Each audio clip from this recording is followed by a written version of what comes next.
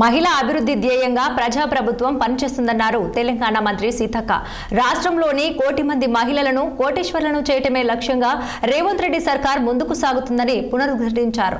ఇక మహబూబాబాద్ జిల్లా కొత్తగూడలోని గాంధీనగర్లో ధాన్యం కొనుగోలు కేంద్రాన్ని మంత్రి సీతక్క ప్రారంభించారు.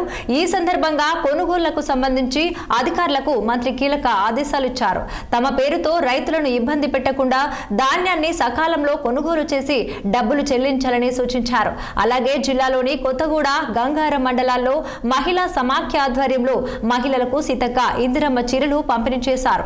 ఇందిరమ్మ రాజ్యంలో మహిళల సాధికారితే లక్ష్యంగా సాంకేతికతను వినియోగించుకొని ఇందిరమ్మ చీరల పంపిణీ పారదర్శకంగా జరిగేలా చూడాలని మంత్రి సీతక్క కోరారు.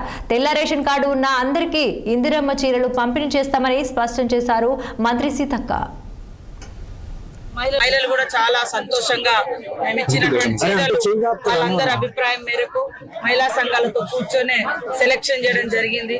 మహిళలకంటూ మరి ఆ యూనిఫామ్ లాగా ఉండడంతో ఎక్కడికి వెళ్ళినా గౌరవం లభించాలి.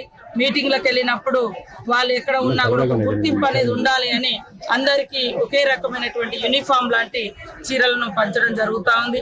అదే కాకుండా ఈ సంవత్సరం ఇప్పటికే మరి గత సంవత్సరం నుంచి మన గవర్నమెంట్ వచ్చిన కాడ నుంచి 27,000 కోట్లకు పైగా మహిళలకు వడ్డీ లేని రుణాలు ఇచ్చడం జరిగింది.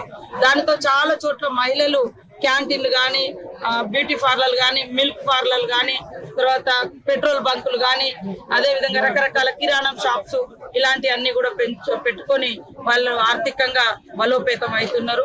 వాళ్ళందరినీ బలోపేతం చేయడం, పేదరికం నిర్మూలించడమే మా యొక్క లక్ష్యం. కాబట్టి మహిళలు ఇళ్లలో మహిళలు సంతోషంగా ఉండాలి, వాళ్ళ చేతిలో 4 రూపాయలు ఉండాలి, అప్పుడు కుటుంబంలో ఉన్న సభ్యులందరూ కూడా సంతోషంగా ఉంటారనే లక్ష్యంతో మన ముఖ్యమంత్రి రేవంత్ రెడ్డి గారి యొక్క మరి వడ్డీ లేని రుణాలు 1 కోటి మంది మహిళలను కోటీశ్వరులను చేయాలి, 1 కోటి మంది మహిళలకు 1 కోటి చీరలు పంచాలి అనేటువంటి లక్ష్యంతో ముందుకెళ్తా ఉన్నాం. అదే కాకుండా పాడి కూడా పెట్రోల్ బంకులు మీరు నారాయణపేటలో మేము అంటే పెట్టడం జరిగింది. నారాయణపేటలో మొట్టమొదటి పెట్రోల్ బంకు చాలా సక్సెస్ఫుల్ గా నడుస్తుంది. వాళ్ళు నెలకు 2 లక్షలు ఆదాయం వస్తుందని చెప్పారు. అది వాస్తవానికి నారాయణపేట కొద్దిగా లోపలికి ఉంది, కానీ హైవే మీద ఉండే నియోజకవర్గాల జిల్లాలలో ఇంకా ఇన్కమ్ పెరుగుతుంది. కాబట్టి అందరు కలెక్టర్లకు కూడా ఆదేశించడం జరిగింది, కోరడం జరిగింది. తొందరగా స్థలాలు చూసి మహిళా సంఘాలకు పెట్రోల్ బంకులు కూడా కేటాయించాలని. సో ఇదంతా కూడా మహిళల ఉన్నతి, తెలంగాణ ప్రగతి అని మేము భావించి మహిళలు బాగుపడాలనే లక్ష్యంతో ముందుకెళ్ళడం జరిగింది. ఇప్పుడు లక్ష్మణ్